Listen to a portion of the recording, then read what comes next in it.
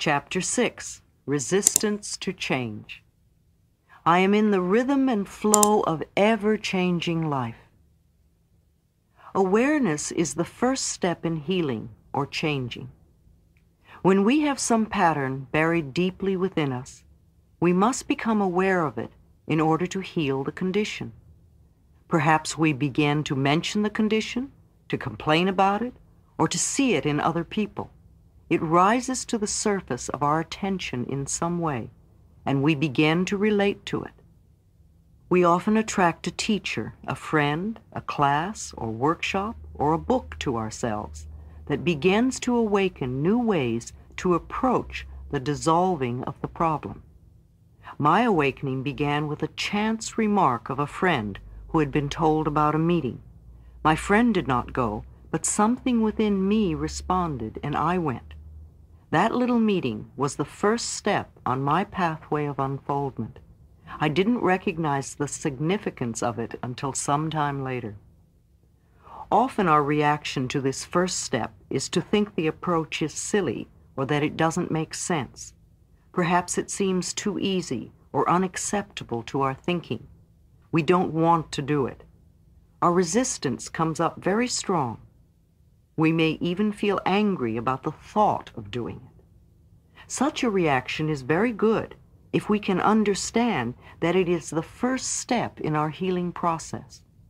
I tell people that any reaction they may feel is there to show them they are already in the process of healing or changing. Many people think nothing is happening until the total healing takes place, but that is not true.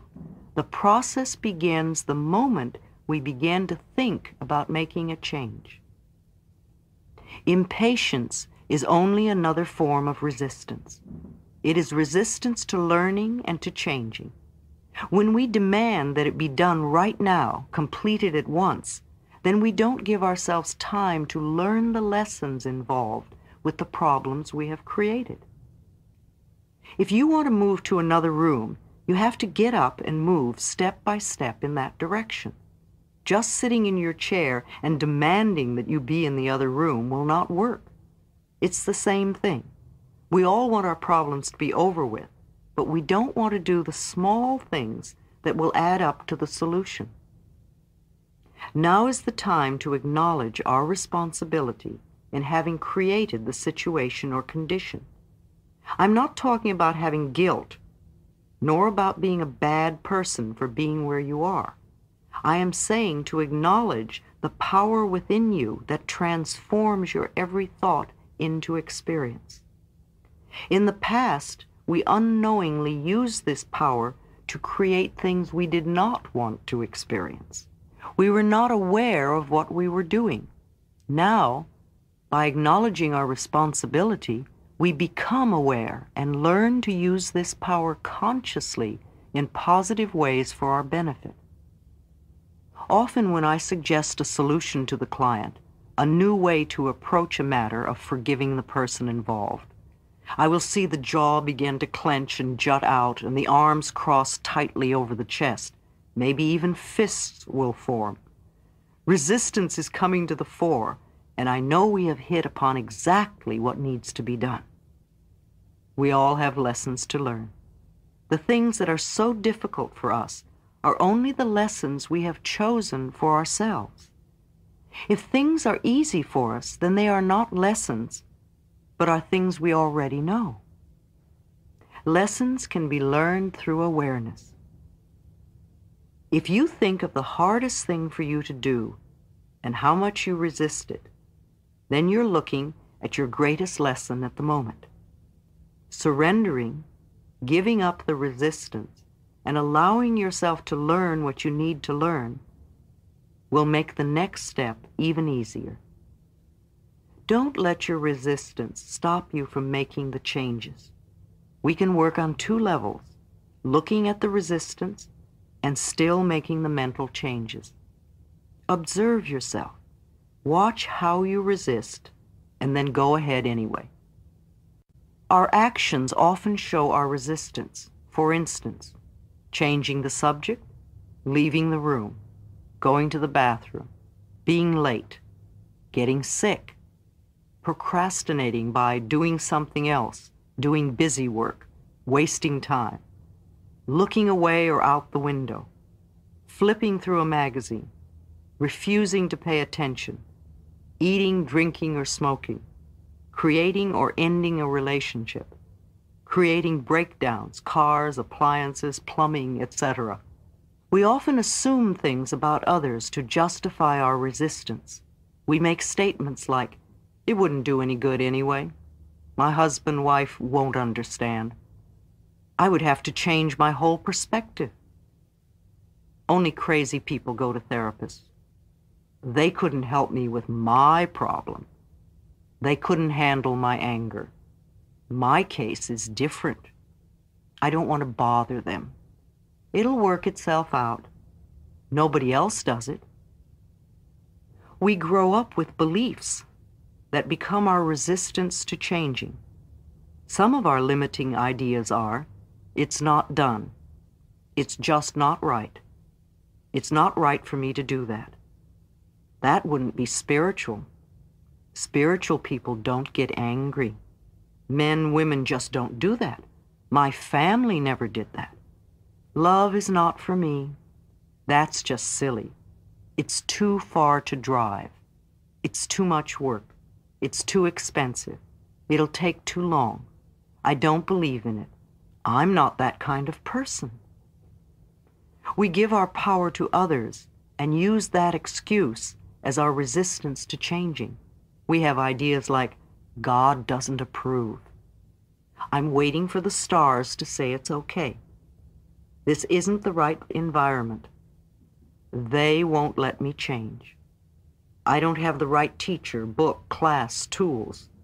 My doctor doesn't want me to. I can't get time off from work. I don't want to be under their spell. It's all their fault. They have to change first. As soon as I get, then I'll do it. They don't understand. I don't want to hurt them. It's against my upbringing, religion, philosophy." We have ideas about ourselves that we use as limitations or resistance to changing. They are too old, too young, too fat, too thin, too short, too tall, too lazy, too strong, too weak, too dumb, too smart, too poor, too worthless, too frivolous, too serious, too stuck. Maybe it's all just too much. Our resistance often expresses itself as delaying tactics. We use excuses like, "I'll do it later. I can't think right now. I don't have the time right now. It would take too much time from my work. Yes, that's a good idea. I'll do it later. I have too many other things to do. I'll think about it tomorrow. I'll do it as soon as I get through with, or as soon as I get back from this trip. The time isn't right. It's too late or too soon." Denial. This form of resistance shows up in denial of the need to do any changing. Things like, "There's nothing wrong with me. I can't do anything about this problem. I was all right the last time. What good would it do to change? If I ignore it, maybe the problem will go away." By far, the biggest category of resistance is fear. Fear of the unknown. Listen to these. "I'm not ready yet. I might fail. They might reject me. What would the neighbors think? I don't want to open that can of worms. I'm afraid to tell my husband or wife. I don't know enough. I might get hurt. I may have to change. It might cost me money. I would rather die first or get a divorce first. I don't want anyone to know I have a problem. I'm afraid to express my feelings. I don't want to talk about it. I don't have the energy. Who knows where I might end up? I may lose my freedom. It's too hard to do. I don't have enough money now. It might hurt my back. I wouldn't be perfect. I might lose my friends. I don't trust anyone. It might hurt my image. I'm not good enough." And on and on and on the list goes. Do you recognize some of these as the way you resist? Look for the resistance in these examples. A client came to me because she was in a lot of pain.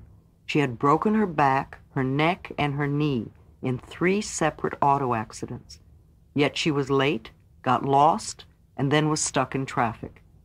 It was easy for her to tell me all her problems, but the minute I said, "Let me talk for a moment," all sorts of turmoil began. Her contact lenses began to bother her. She wanted to sit in another chair. She had to go to the bathroom. Then her lenses had to come out. I could not keep her attention for the rest of the session. It was all resistance. She wasn't ready to let go and be healed. I discovered her sister also had broken her back twice, and so had her mother. Another client was an actor, a mime, a street performer, and quite good at it. He bragged at how clever he was at cheating others, especially institutions. He knew how to get away with almost anything, and yet he got away with nothing. He was always broke, at least a month behind in the rent, often without a telephone. His clothes were tacky, work was very sporadic, he had lots of pains in his body, and his love life was zilch. His theory was that he couldn't stop cheating until some good came into his life. Of course, with what he was giving out, no good could come into his life. He had to stop cheating first. His resistance was that he was not ready to let go of the old ways. Leave your friends alone. Too often, instead of working on our own changes, we decide which of our friends needs to change. This, too, is resistance. In the early days of my work, I had a client who would send me to all her friends in the hospital. Instead of sending them flowers, she would have me go to fix up their problems. I would arrive with my tape recorder in hand, usually finding someone in bed who didn't know why I was there or understand what I was doing. This was before I learned never to work with anyone unless they request it. Sometimes clients come to me because a friend has given them a session as a present. This usually doesn't work too well, and they seldom come back for further work. When something works well for us, we often want to share it with others, but they may not be ready to make a change at that point in time and space. It's hard enough to make changes when we want to, but to try to make someone else change when they don't want to is impossible, and it can ruin a good friendship. I push my clients because they come to me. I leave my friends alone. Mirror work. Mirrors reflect back to us our feelings about ourselves. They show us clearly the areas to be changed if we want to have a joyous, fulfilling life. I ask people to look in their eyes and say something positive about themselves every time they pass a mirror. The most powerful way to do affirmations is to look in a mirror and say them out loud. You are immediately aware of the resistance and can move through it quicker. Use it often for affirmations and to check where you are resisting and where you are open and flowing. Now, look in a mirror and say to yourself, "I am willing to change." Notice how you feel. If you are hesitant, resistant, or just don't want to change, ask yourself why. What old belief are you holding on to? This is not a time to scold yourself. Just notice what is going on and what belief rises to the surface. That is the one that has been causing you a lot of trouble. Can you recognize where it came from? When we do our affirmations and they don't feel right or nothing seems to happen, it's so easy to say, "Oh, affirmations don't work." It's not that the affirmations don't work. It's that we need to do another step before we begin the affirmations. Repeated patterns show us our needs. For every habit we have, for every experience we go through over and over, for every pattern we repeat, there is a need within us for it. The need corresponds to some belief we have. If there were not a need, then we wouldn't have it, do it, or be it. There is something within us that needs the fat, the poor relationships, the failures, the cigarettes, the anger, the poverty, or abuse or whatever it is that's a problem for us. How many times have we said, I won't ever do that again? And then before the day is up, we have the piece of cake, smoke the cigarette, say the hateful things to the ones we love, etc. Then we compound the whole problem by angrily saying to ourselves, oh, you have no willpower, no discipline, you're just weak. This only adds to the load of guilt we already carry. It has nothing to do with willpower or discipline. Whatever we are trying to release in our lives is just a symptom, an outer effect. Trying to eliminate the symptom without working on dissolving the cause is useless. The moment we release our willpower or discipline, the symptom crops up again. I say to clients, there must be a need in you for this condition or you wouldn't have it. Let's go back a step and work on the willingness to release the need. When the need is gone, you will have no desire for the cigarette or the overeating or the negative pattern. One of the first affirmations to use is, I am willing to release the need for the resistance or the headache or the constipation or the excess weight or the lack of money or whatever. Say, I am willing to release the need for. If you are resisting at this point, then your other affirmations cannot work. The webs we create around ourselves need to be unwound. If you have ever untangled a ball of string, you know that yanking and pulling only makes it worse. Be gentle and patient with yourself as you untangle your own mental knots. Get help if you need it. Above all, love yourself in the process. The willingness to let go of the old is the key. When I say needing the problem, I mean that according to our particular set of thought patterns, we need to have certain outer effects or experiences. Every outer effect is the natural expression of an inner thought pattern. And to battle only the outer effect or symptom is wasted energy and often increases the problem. I am unworthy creates procrastination. If one of my inner belief systems or thought patterns is, I am unworthy, then one of my outer effects will probably be procrastination. After all, procrastination is one way to keep us from getting where we say we want to go. Most people who procrastinate will spend a lot of time and energy berating themselves for procrastinating. They will call themselves lazy and generally will make themselves out to feel they are bad persons. Resentment of another's good. I had a client who loved attention and usually came to class late so he could create a stir. He had been the baby of 18 children, and he came last on the list of getting. As a child, he watched everyone else have, while he just longed for his own. Even now, when someone had good fortune, he would not rejoice with them. Instead, he would say, "Oh, I wish I had that," or "Why don't I ever get that?" His resentment of their good was a barrier to his own growth and change.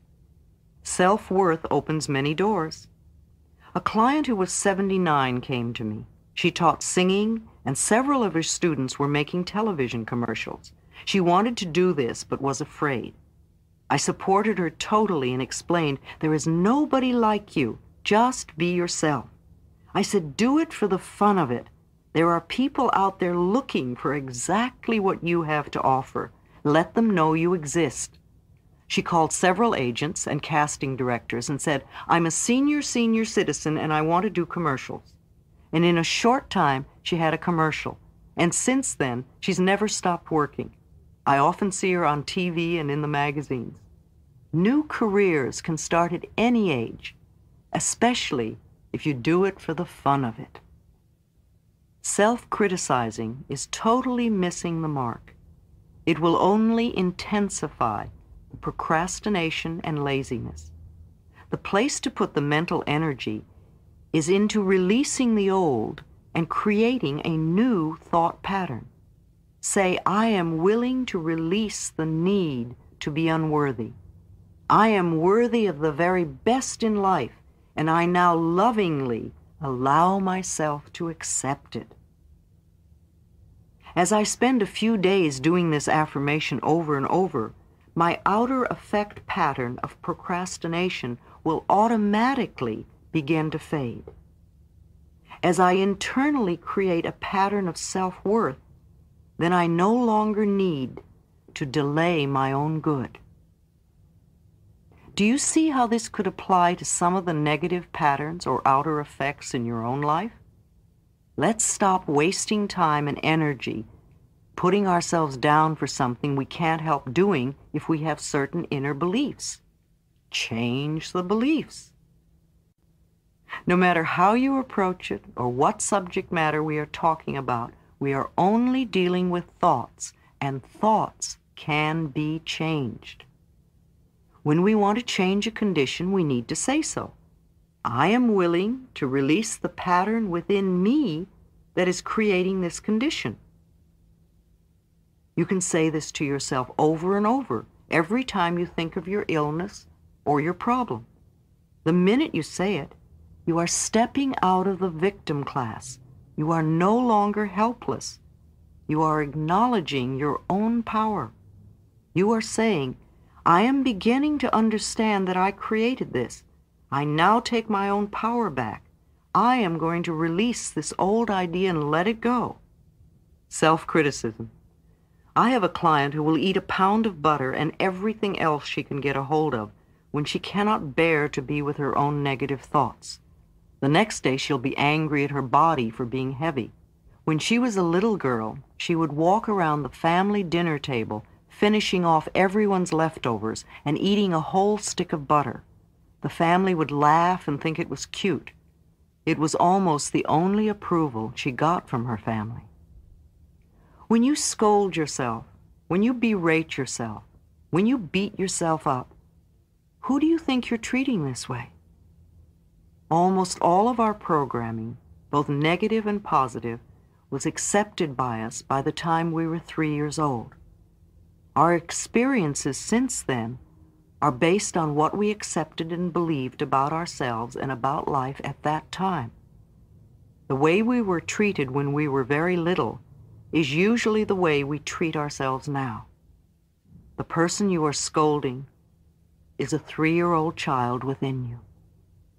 If you are a person who gets angry at yourself for being afraid and fearful, think of yourself as being 3 years old. If you had a little 3-year-old child in front of you who was afraid, what would you do? Would you be angry at it? Or would you reach out your arms and comfort the child until it felt safe and at ease? The adults around you when you were a child may not have known how to comfort you at that time. Now you are the adult in your life, and if you're not comforting that child within you, then that is very sad indeed. What was done in the past is done, and it is over now.